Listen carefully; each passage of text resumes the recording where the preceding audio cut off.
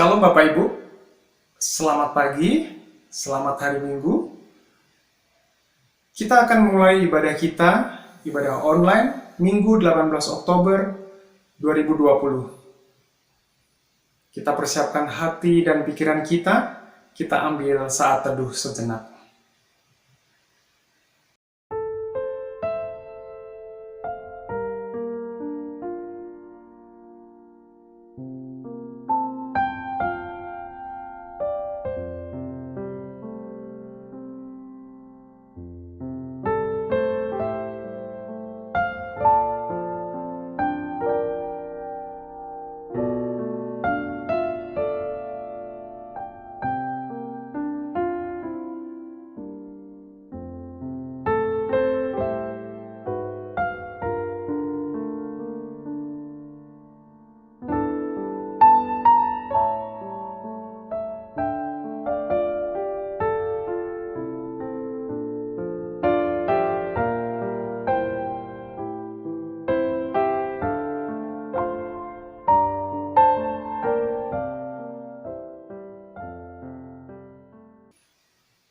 Mari kita undang Tuhan untuk hadir dalam ibadah kita pada minggu pagi hari ini.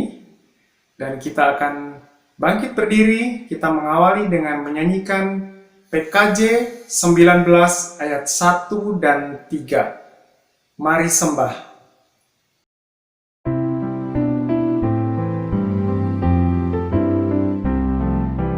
Mari sembah.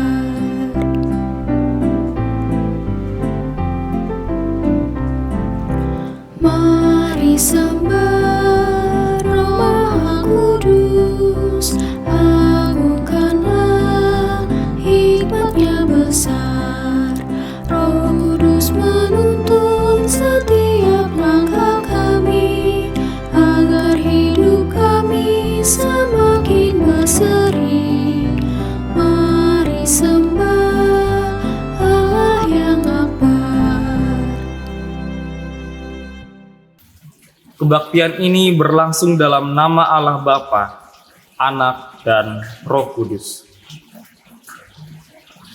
Kasih karunia dan damai sejahtera dari Allah menyertai saudara-saudara. Nas pembimbing dalam kebaktian minggu ini diambil dari Keluaran pasal yang ke-33 ayat yang ke-13 yang berbunyi demikian.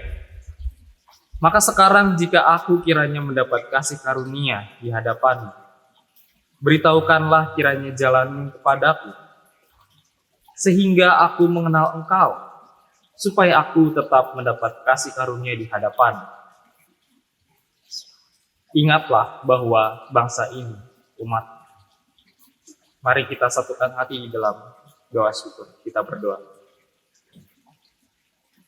Tuhan Allah kami, di dalam kesibukan kami ternyata boleh dipanggil di dalam persekutuan Tuhan yang begitu indah. Kami boleh diundang oleh Tuhan di dalam persekutuan ibadah minggu. Dan ini semua kami rasakan betul sebuah lawatan Tuhan yang begitu mencintai kami. Untuknya kami bersyukur Tuhan atas panggilan itu, di mana kami boleh dihimpun bersama-sama di dalam persekutuan Tuhan. Kami juga bersyukur Tuhan untuk segala kemungkinan kami boleh beribadah. Baik itu kemampuan kami untuk mengakomodasi peribadatan ini. Ada banyak orang-orang yang bekerja sama di dalam kebaktian ini, dan juga kami boleh dimampukan untuk mampu menghadirkan kebaktian ini di masing-masing rumah secara virtual.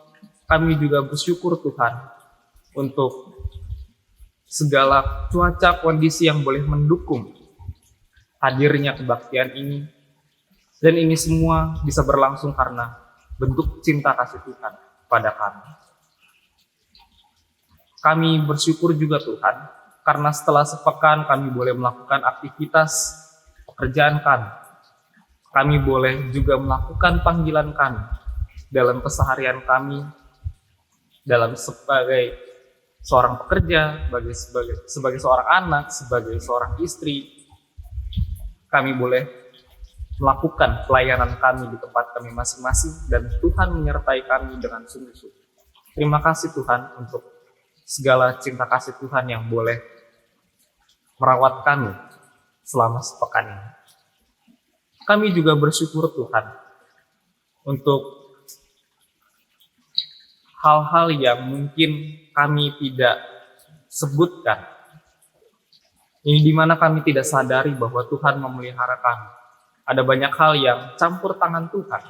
Tangan-tangan Tuhan yang tidak terlihat oleh kasat mata kami, tapi itu membantu kami, menolong kami, menopang kami, sehingga kami boleh berhimpun bersama sampai pada hari ini. Terima kasih Tuhan untuk segala yang kami tidak ketahui, tapi kami boleh merasakan cinta kasih Tuhan. Di dalam Yesus kami telah berdoa dan bersyukur. Amin. Kita menaikkan Kidung Jemaat 58, ayat yang pertama dan yang kedua, Maha Kasih yang Ilahi.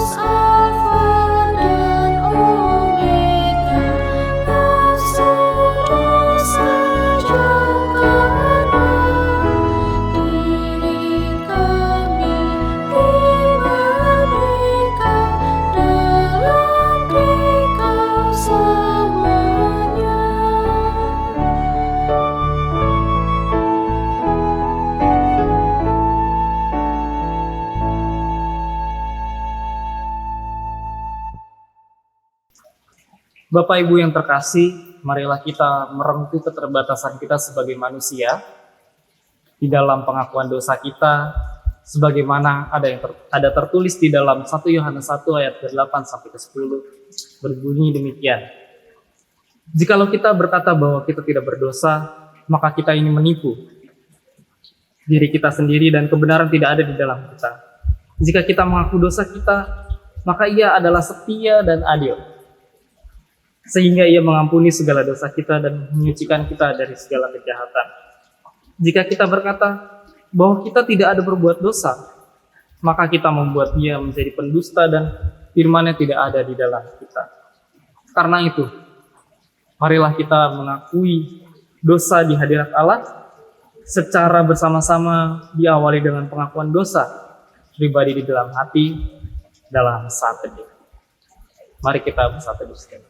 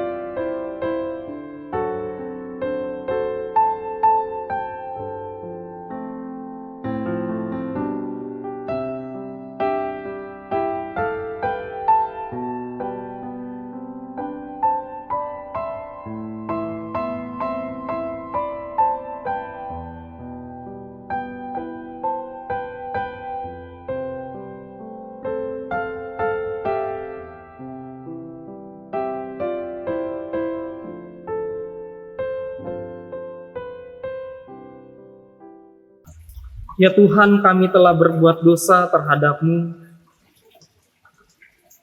Kami telah berdosa terhadap sesama kami dalam pikiran, perkataan, dan perbuatan. Telah banyak kami menyimpang dari jalan-Mu yang benar. Ampunilah dosa kami ya Tuhan. Kasihanilah kami ya Tuhan. Kasihanilah kami ya Kristus. Kasihanilah kami ya Tuhan. Amin. Saudara-saudaraku yang terkasih, marilah kita mendengar firman Tuhan yang berkenan mengampuni dosa kita dari Mazmur 103 ayat ke-8 sampai 14. Mazmur 103 ayat ke-8 sampai ke-14. Saya akan membacanya untuk kita sekalian. Mazmur 103 ayat 8 sampai 14. Tuhan adalah penyayang dan pengasih, panjang sabar dan berlimpah kasih setia. Tidak selalu ia menuntut dan tidak untuk selama-lamanya ia mendendam. Tidak dilakukannya kepada kita setimpal dengan dosa kita dan tidak dibalasnya kepada kita setimpal dengan kesalahan kita. Tetapi setinggi langit di atas bumi, demikian besarnya kasih setianya atas orang-orang yang takut akan Dia. Sejauh timur dari barat, demikian dijauhkannya daripada kita pelanggaran kita. Seperti Bapa sayang kepada anak-anaknya, demikian Tuhan sayang kepada orang-orang yang takut akan Dia. Sebab Dia sendiri tahu apa kita. Dia ingat bahwa kita ini debu. Dalam nama Allah Bapa dan Anak dan Roh Kudus, kami beritakan pada saudara yang dengan tulus ikhlas mengaku dosanya di hadirat Allah serta mencari keselamatannya hanya di dalam Yesus Kristus, bahwa Allah mengampuni dosanya. Amin. Dan sebelum kita masuk ke dalam pelayanan firman, mari kita meminta pertolongan Roh Kudus dalam baca, merenungkan firman Tuhan. Mari kita berdoa.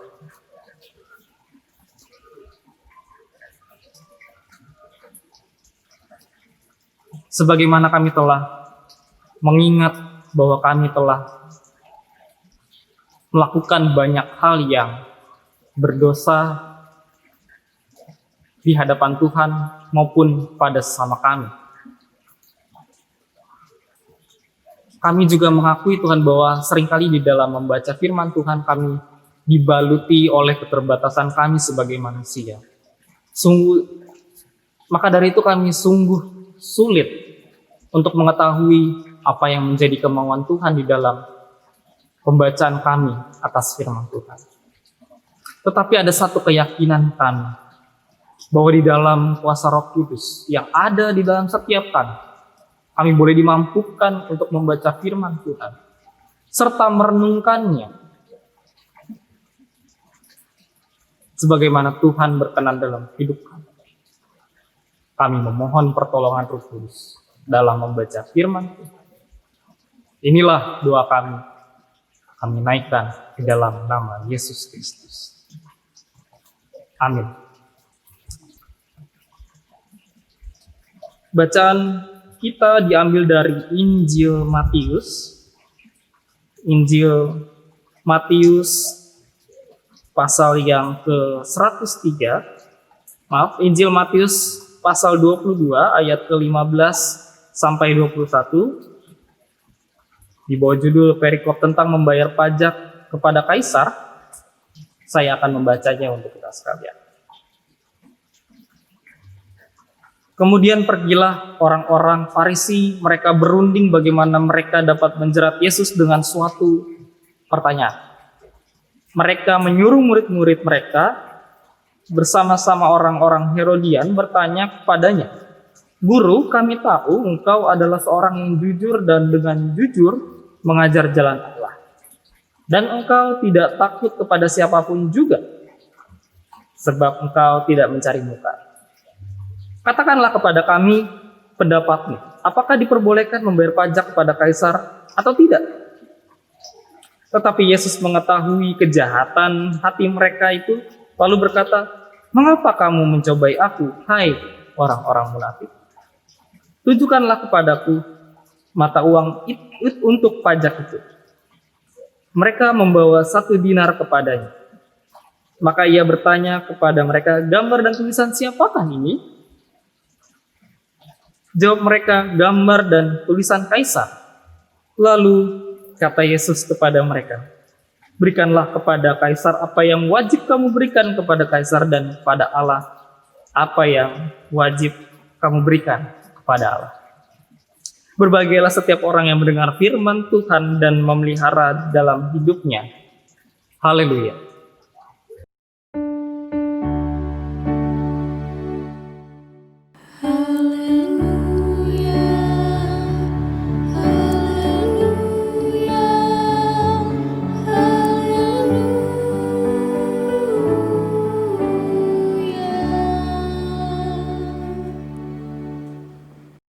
Karena ini kali pertama saya melayani di tempat ini, ada baiknya saya berkenalan terlebih dahulu.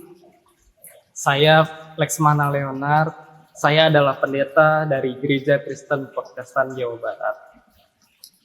Saya saat ini sedang menempuh pendidikan Strata 2, maka dari itu saya tidak ditempatkan di jemaat tertentu, jadi saya melayani di sinode sebagai pelayanan umum.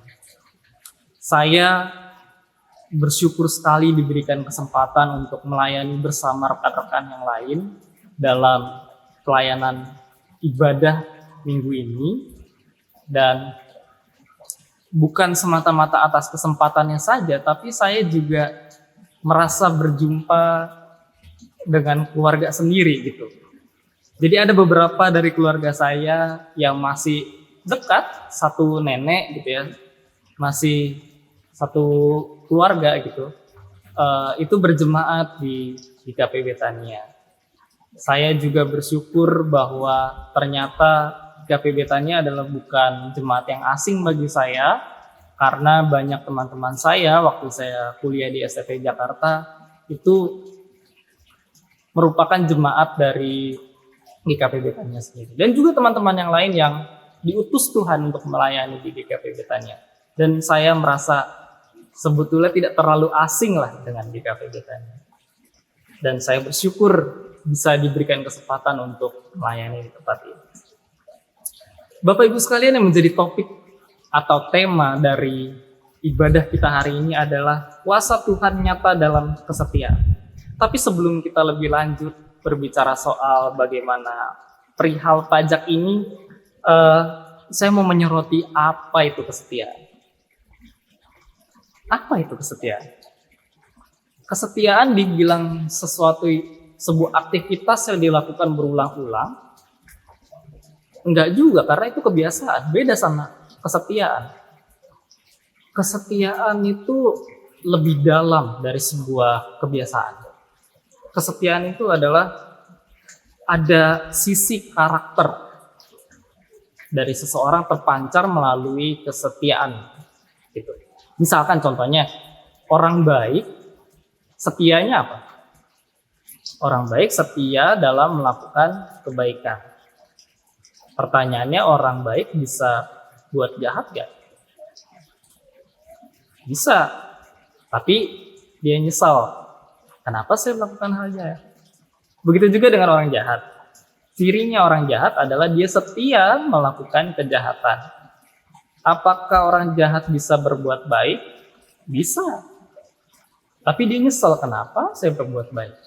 Kira-kira itu gambaran dari mencerminkan karakter kesetiaan. Yang kedua, selain karakter juga mencerminkan identitas.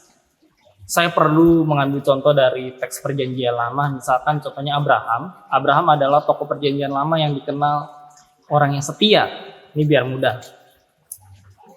Kalau kita lihat kesetiaan Abraham, kesetiaannya terhadap perjanjian dengan Allah gitu. Nah, di sini kita melihat bahwa siapa Abraham dan siapa Adonai atau Allah Abraham gitu ya. Jadi identitas yang muncul di dalam kesetiaan Abraham dan juga kesetiaan Allah memelihara Abraham melalui banyak keturunan dan seterusnya, itu identitasnya terpancar gitu. Jadi Allah menjadi siapa di mata Abraham dan Abraham menjadi siapa di mata Allah.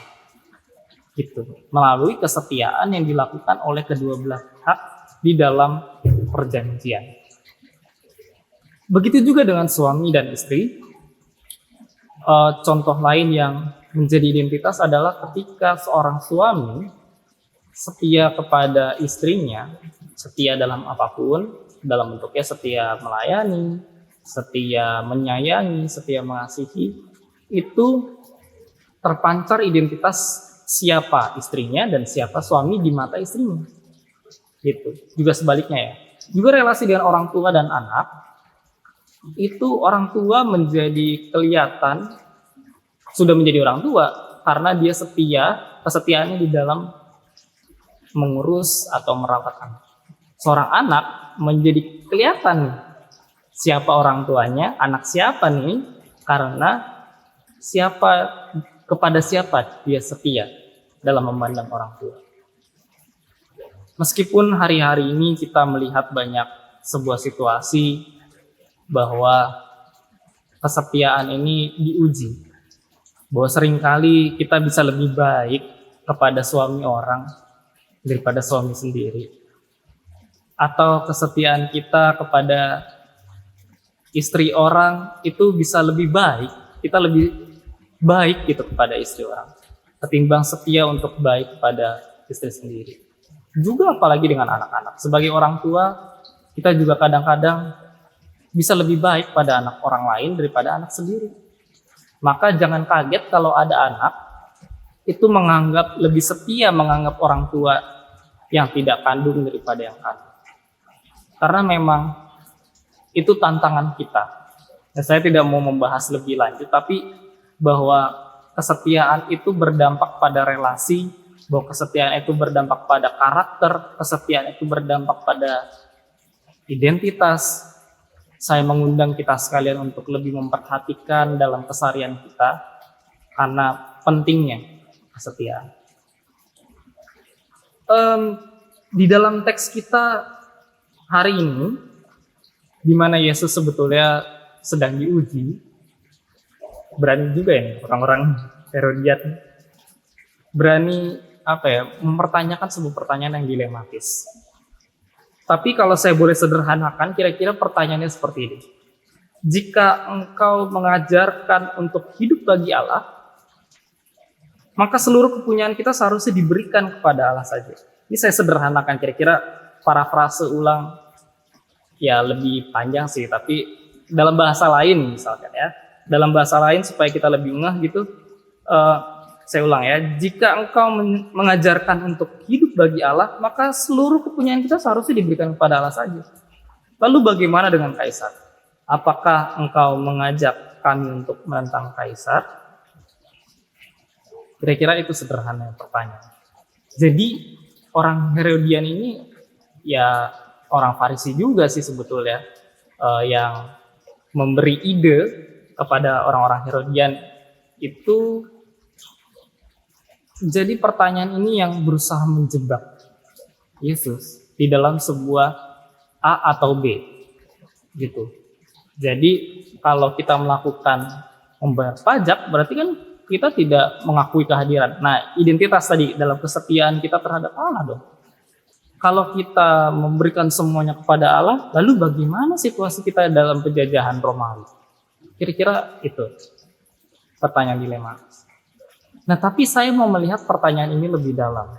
Ternyata kita bisa belajar bahwa dari pertanyaan ini, pemahaman orang Farisi yang di pertanyaannya itu diucapkan oleh orang-orang Herodian, itu ternyata kita belajar bahwa mereka punya pola pikir terpisah antara pemerintahan duniawi dan pemerintahan surgawi. Gitu. Jadi ketika kita patuh kepada pemerintahan duniawi, berarti kita di saat yang bersamaan tidak patuh kepada Allah. Kalau kita patuh kepada Allah, kita sedang di saat yang bersamaan tidak patuh kepada pemerintahan setempat. Nah, ini pemisahan antara dua ini, kita jadi bisa melihat bahwa itu ternyata tercatat di dalam Alkitab. Nah, pertanyaannya apakah Pemahaman yang sama juga terlintas dalam pikiran kita dalam keseharian kita. Kalau kita berpikir hal-hal yang duniawi, berarti itu tidak rohani. Kalau kita berpikir hal-hal yang rohani, berarti tidak duniawi. Ada sering saya temukan bahwa pemisahan seperti itu, dikotomi seperti itu, marak sekali dalam kehidupan kita. Tapi apa jawab Yesus padanya? Dalam ayat 21 ia mengatakan, berikanlah kepada Kaisar apa yang wajib kamu berikan kepada Kaisar, dan kepada Allah apa yang wajib kamu berikan kepada Allah. Sesungguhnya ada banyak tafsiran terhadap hal ini. Saya akan memberi beberapa tafsiran. Ada yang menafsir bahwa ayat ini seharusnya dipakai untuk melihat bagaimana Yesus melawan para pemerintahan kaisar. Jadi kan yang ditanya adalah mata uang dinar. Sebetulnya secara implisit ini tafsiran beberapa pemikir mengatakan bahwa Yesus sedang mau ngomong bahwa sebetulnya bangsa Romawi itu tidak punya hak sama sekali di tanah Israel, gitu. Jadi dia mau bilang bahwa kepada orang Israel untuk melawan pemerintahan yang ada saat itu, yaitu pemerintah kolonial Romawi. Tapi di sisi lain juga ada para ahli biblis yang mengatakan bahwa ini sebetulnya ajakan untuk, ya ada bagiannya kalau misalkan bagiannya pajak ya berikan kepada kaisar, ya sisanya kan enggak, bahwa penghormatan dan kemuliaan itu bagi Allah. Jadi ada pemisahan antara duniawi dan sesuatu yang melampaui duniawi itu hanya kepada Allah. Tapi saya mau menawarkan tafsiran yang ketiga. Tapi dengan pertanyaan lagi sebetulnya, apakah pertanyaan saya, apa yang menjadi hak Allah? Apakah Yesus memisahkan antara kaisar dengan kedaulatan Allah melalui pernyataannya di ayat yang ke-21? Saya melihat bahwa dengan bantuan teologi inkarnasi, bahwa Allah yang jauh di sana yang tidak tergapai dengan kemanusiaan kita itu mau menjadi manusia, lalu berkarya hingga mati di kayu salib dan bangkit pada hari yang ketiga, itu menjadi sebuah kesatuan bahwa bukti Allah mencintai dunia. Allah tidak meninggalkan dunia, tapi Allah justru menghampiri, membalut dengan cinta kasih-Nya. Dengan menjadi manusia, Dia merengkuh segala keterbatasannya dan meninggalkan kemahakuasaannya di saat yang bersamaan. Allah Sang Maha Kuasa itu, di dalam kemahakuasaannya Dia mau terbatas di dalam manusia. Itu saya melihat bahwa Allah tidak memisahkan antara dunia dan sesuatu yang rohani. Tapi saya melihat justru malah di dalam dunia ada begitu banyak pancaran ilahi yang bisa kita tangkap. Jadi saya melihat bahwa tafsiran yang ketiga adalah bahwa Yesus sebetulnya tidak berusaha untuk memisahkan antara hal yang sakral atau dengan yang duniawi, tapi justru bahwa kita bisa melakukan hal-hal yang duniawi ini dengan tujuan bagi kemuliaan Allah. Sebab dalam bagian lain dalam surat Paulus kepada jemaat di Roma, bahwa Paulus mengajak kita untuk menghormati pemerintah yang berdaulat karena itu ditentukan oleh Allah. Tapi saya melihat bahwa teks ini sering dilihat untuk kita tunduk betul-betul, tunduk setunduk-tunduknya kepada pemerintah. Padahal Paulus sebetulnya lagi ngomong kedaulatan Allah. Memang topik besarnya itu menyangkut pada hal yang partikular yang kebetulan lagi ngomongin soal pemerintahan. Tapi tema besarnya adalah soal kedaulatan Allah.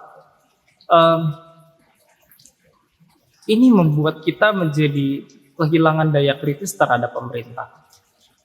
tafsiran atau pikiran teologis semacam ini seakan-akan membuat kita, oh ya kita nggak boleh kritik-kritik pemerintah karena itu Tuhan yang tentukan. Betul, tapi kan bahwa bentuk menghormati pemerintah supaya namanya nggak jelek nih kan, kita perlu kritik kadang-kadang. Kita perlu kasih tahu, karena itu bentuk cinta gitu. Karena kalau nggak dikritik kita tidak peduli kan, karena kan untuk mengkritik harus memperhatikan. Dari memperhatikan timbul rasa sayang. Kira-kira seperti itu. Saya mau menggarisbawahi bahwa teks tentang pajak memang soal Yesus sedang dicobai, tapi banyak implikasi-implikasi yang kita bisa lakukan di dalam keseharian kita. Kita harus membayar pajak, kita harus mendukung pemerintah yang berdaulat, dan seterusnya. Saya dukung, saya setuju. Tapi tidak secara sembrono dan membabi buta. Yang perlu diperhatikan adalah bagaimana peran kita terhadap mendukung pemerintah yang berdaulat itu, tapi di saat yang bersamaan kita juga memberikan apa yang menjadi hak Allah. Yang wajib kita berikan kepada Allah adalah damai sejahtera di bumi. Kita perlu mengusahakan itu. Kita perlu bekerja sama dengan Allah. Allah yang merancang dan kita yang mengerjakan. Kita bersama-sama dengan Allah berkolaborasi menghadirkan shalom itu sendiri di tengah dunia. Bisa melalui dalam bayar pajak. Tapi bukan hanya dalam bayar pajak saja, tapi kita juga perlu kritis terhadap mekanisme pajak itu sendiri. Kita perlu mengawal apakah betul-betul pajak itu sampai kepada peruntukan. Jangan-jangan diselewengkan. Kita juga perlu kritis gitu. Belakangan kita marak disuguhkan oleh media tentang Omnibus Law. Memang Omnibus Law tidak berkaitan erat dengan, tidak secara eksplisit tidak membahas lebih dalam gitu ya soal pajak, tetapi ada relasi kita dengan pemerintah.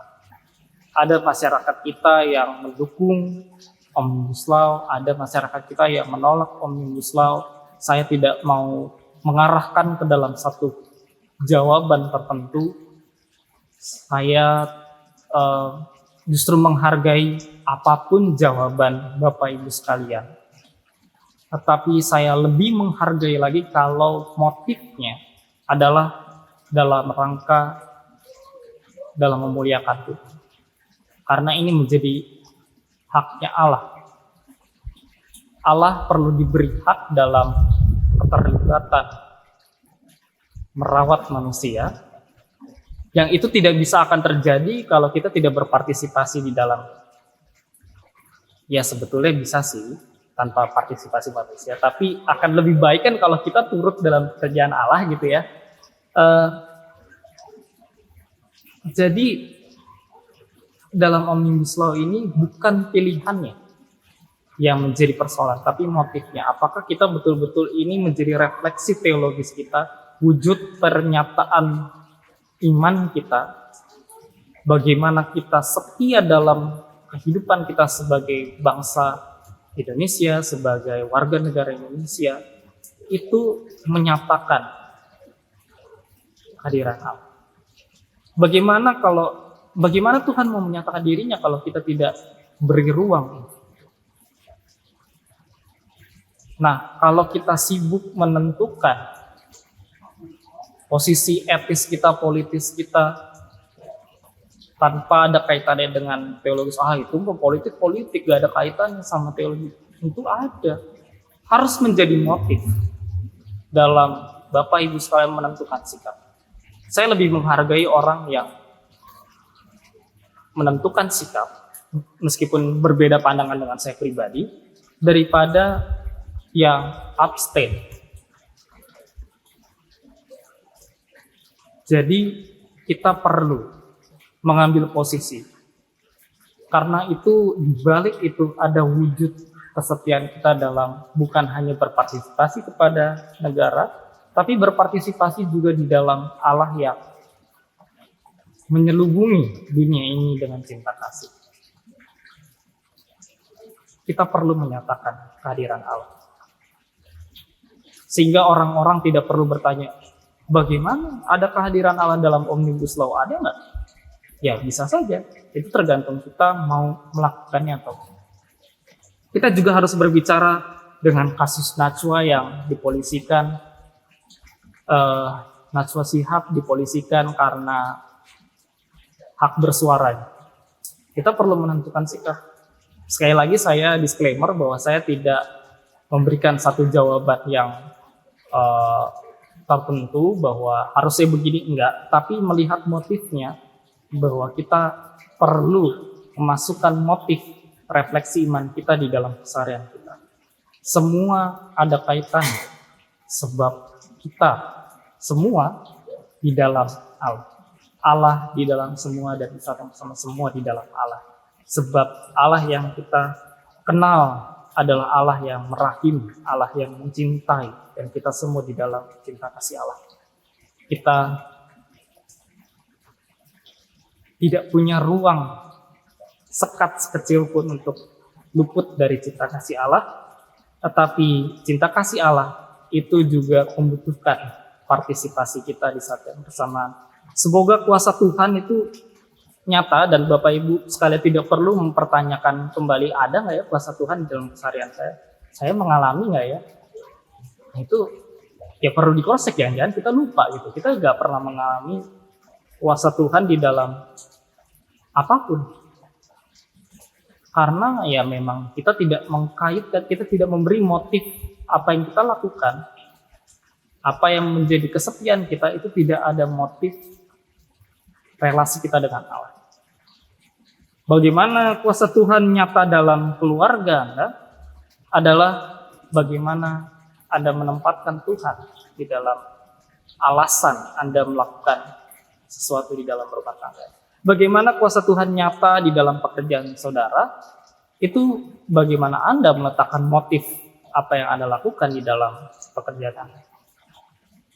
Semoga kuasa Tuhan semakin terlihat nyata.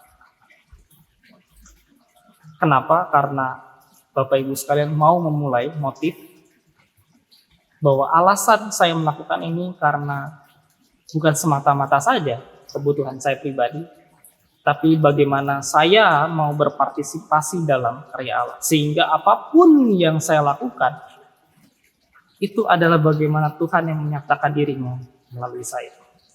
Bagaimana saya juga melakukan itu secara setia.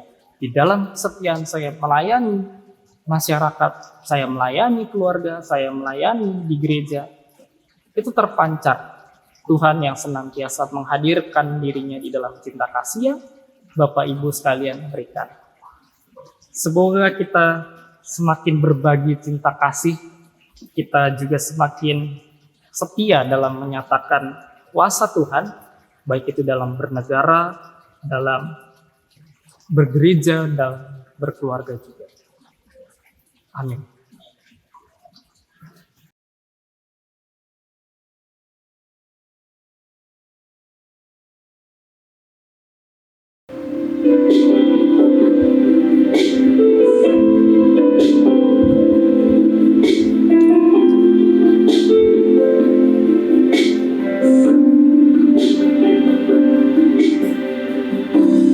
Kasih setiamu yang ku rasakan.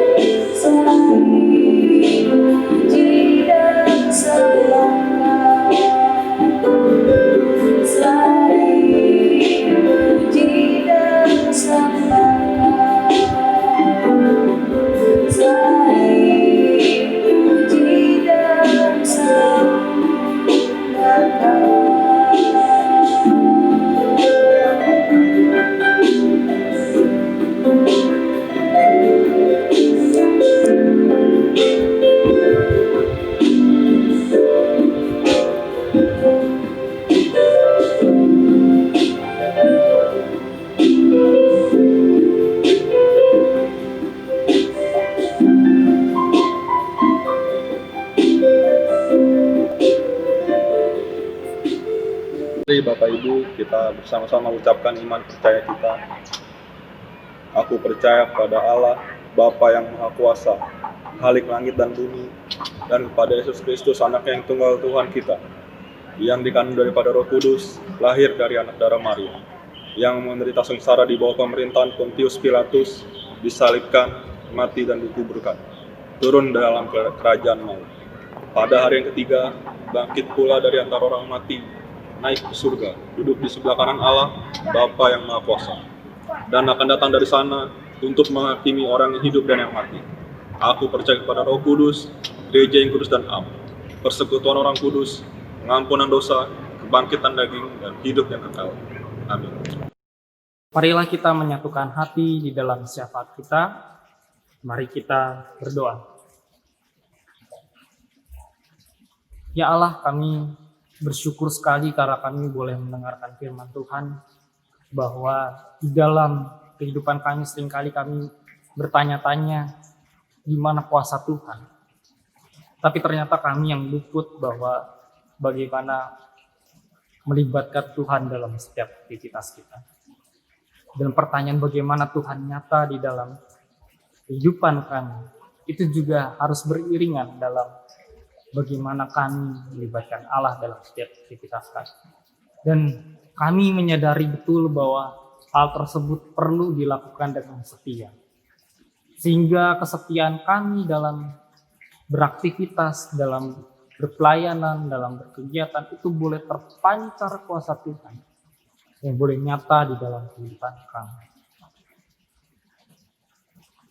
Untuk itu Tuhan, kami bersyukur atas firman Tuhan yang boleh menyapa kami, dan atas firman Tuhan yang boleh menyapa kami tersebut, kami mau melanjutkan aksi dari pemberitaan firman Tuhan. Kami mau berdoa, kami mau memulainya di dalam doa kami. Dan kami mohon Tuhan, bahwa apa yang kami doakan ini adalah sebuah titik awal untuk kami betul-betul melakukan dalam kehidupan kami. Pertama-tama kami mau berdoa Tuhan, di dalam situasi yang tidak menentu saat ini, di mana PSBB boleh terjadi di dalam lingkungan kami, itu berpengaruh terhadap proses pendidikan, itu berpengaruh terhadap pekerjaan, itu berpengaruh banyak hal di dalam aspek kehidupan kami. Untuk itu Tuhan, kami mau berdoa bagi orang-orang yang mengalami kesulitan terhadap hal tersebut. Kami sadar bahwa baik jemaat kami maupun orang di luar sana juga banyak yang mengalami kendala, kesulitan dalam memperoleh akses pendidikan selama situasi online, semua serba online. Kami memohon Tuhan bahwa mereka diberikan cukup kekuatan, cukup sumber daya untuk mereka boleh mendapat pendidikan yang layak. Kami juga berdoa Tuhan untuk orang-orang yang mencari pekerjaan di dalam situasi seperti ini, di mana banyak orang-orang yang diputus kerjanya. Banyak orang-orang yang pendapatan penghasilannya berkurang. Kami berdoa kepada mereka Tuhan. Biarkanlah mereka boleh mendapat kekuatan, percaya diri, dan keyakinan mereka untuk terus berusaha dalam situasi seperti ini. Juga bahaya yang menjadi resiko di dalam situasi seperti ini.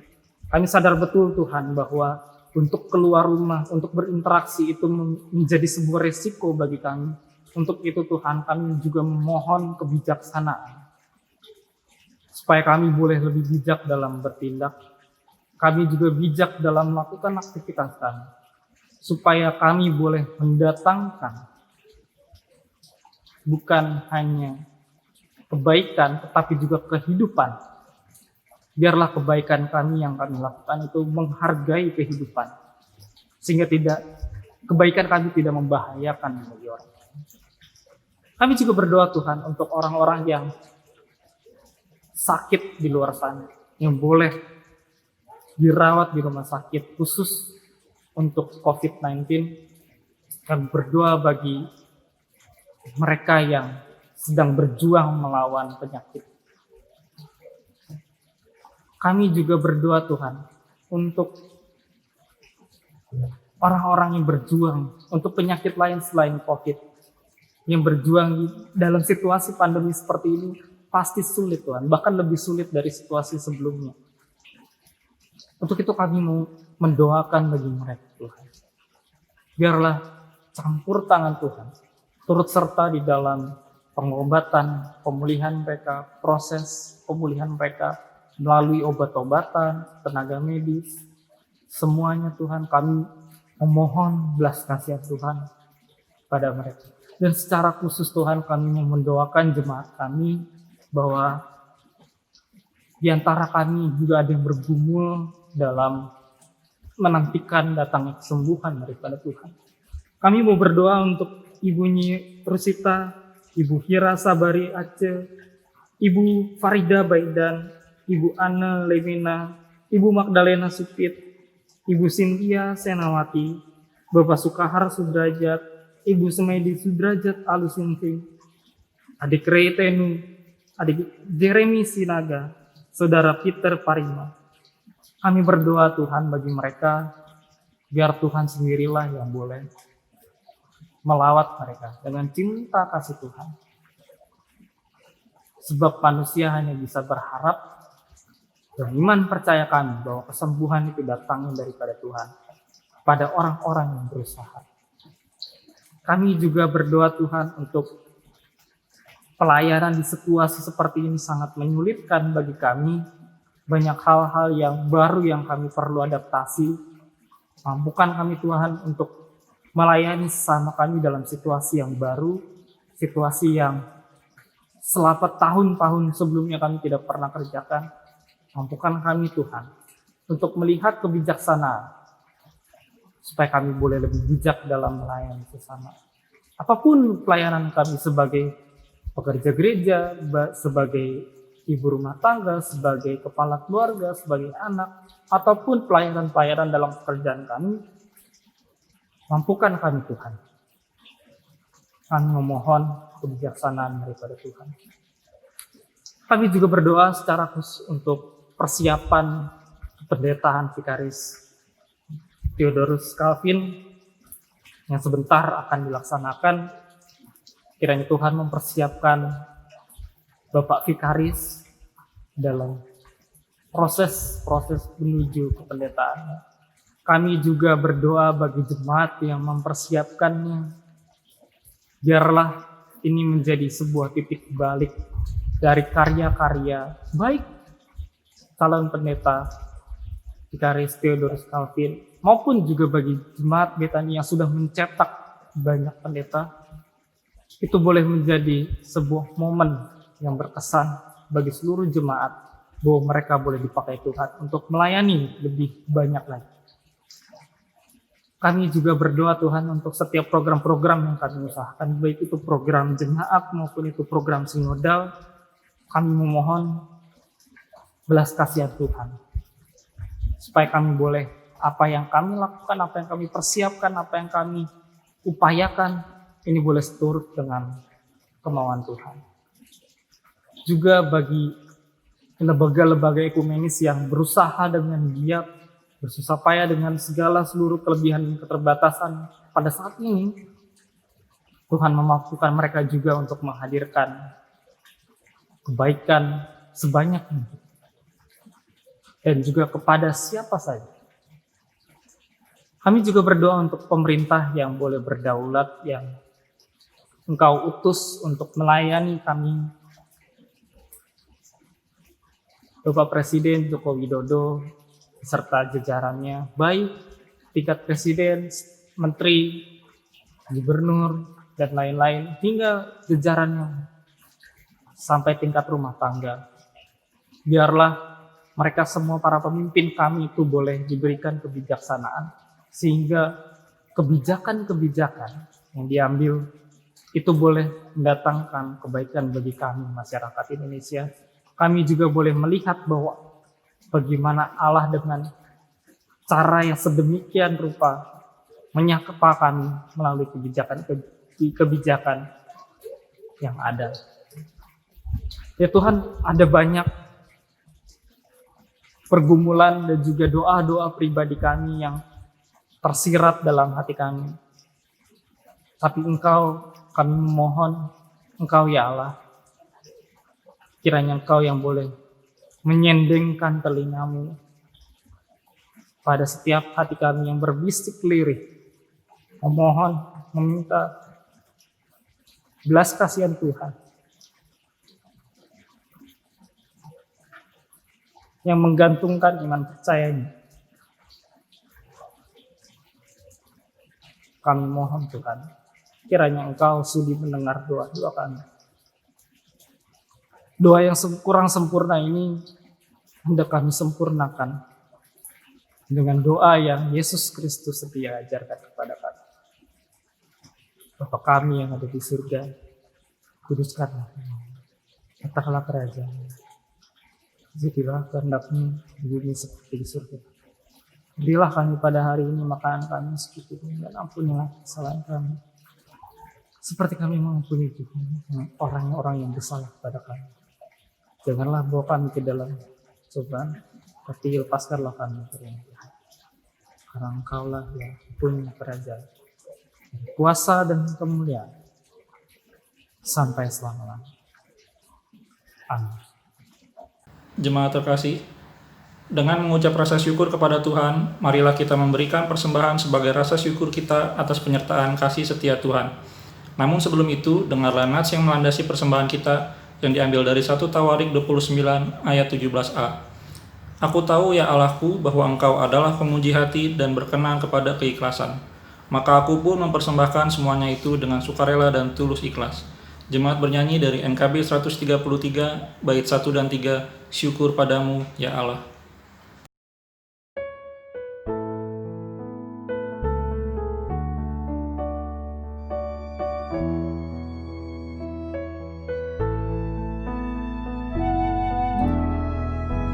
Syukur padamu ya Allah atas segala rahmat-Mu.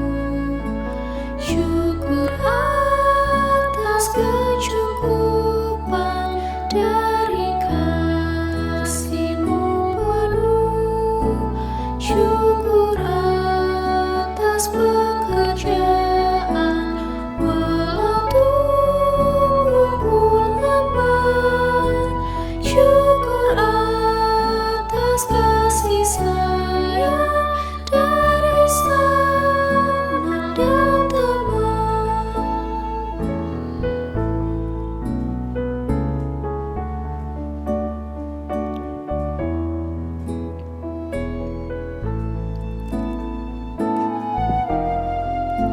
Syukur atas keluarga penuh kasih yang mesra. Syukur atas perhimpunan yang memberi sejahtera. Syukur atas kekuatan kala duka dan kesal. Syukur atas pengharapan kini dan selamanya.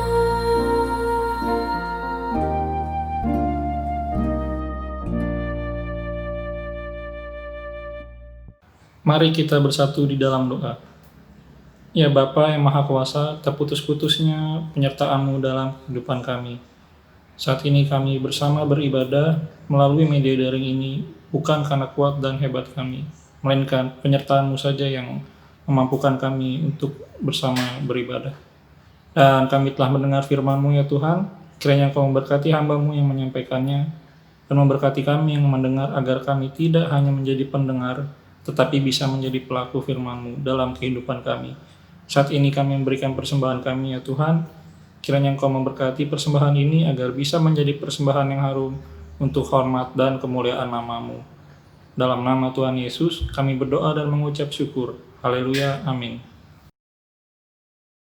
Bapak Ibu yang terkasih, kita telah di penghujung ibadah kita, ibadah minggu ini. Dan kita sekarang diutus untuk memasuki ibadah kita yang sesungguhnya, yaitu keseharian kita, pelayanan kita dalam aktivitas keseharian kita.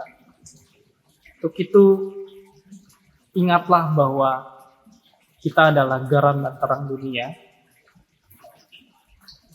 Baiklah kita menerapkan apa yang telah kita dengar menjadi firman Tuhan yang hidup dan bercahaya di dalam keseharian kita. Dan untuk mengutus pengutusan kita, marilah kita menyanyikan NKB 154 ayat yang pertama dan yang kedua, setialah, setialah.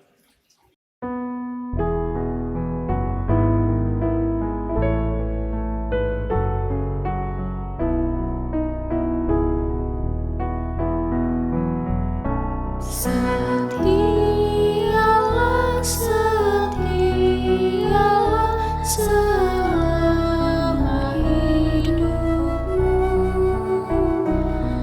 Ikuti jalan Tuhanmu dengan tetap teguh.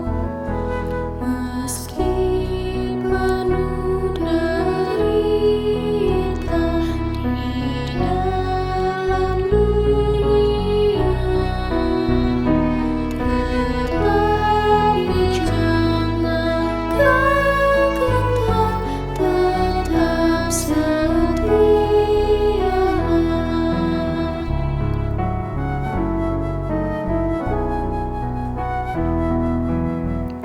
setialah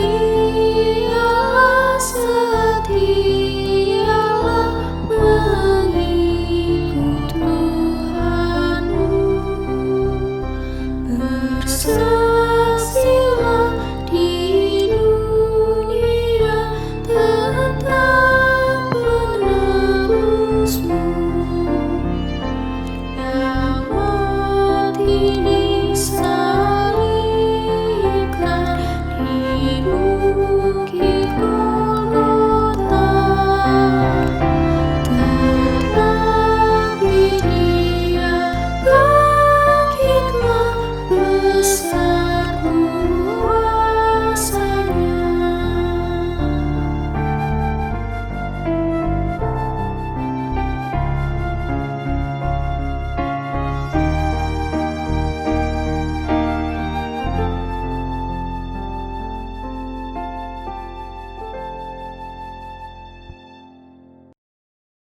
Bapak Ibu yang terkasih, marilah kita menerima berkat dari Tuhan. Kasih Allah Bapa yang tercurah dalam keselamatan oleh Yesus Kristus dan persekutuan hidup damai sejahtera yang dibangun oleh Roh Kudus, kiranya melimpahi saudara sekalian sekarang dan selama-lamanya. Amin.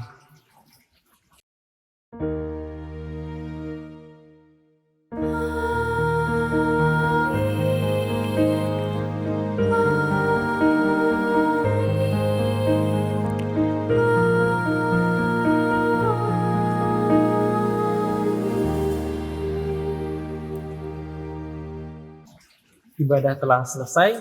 Selamat hari Minggu. Shalom.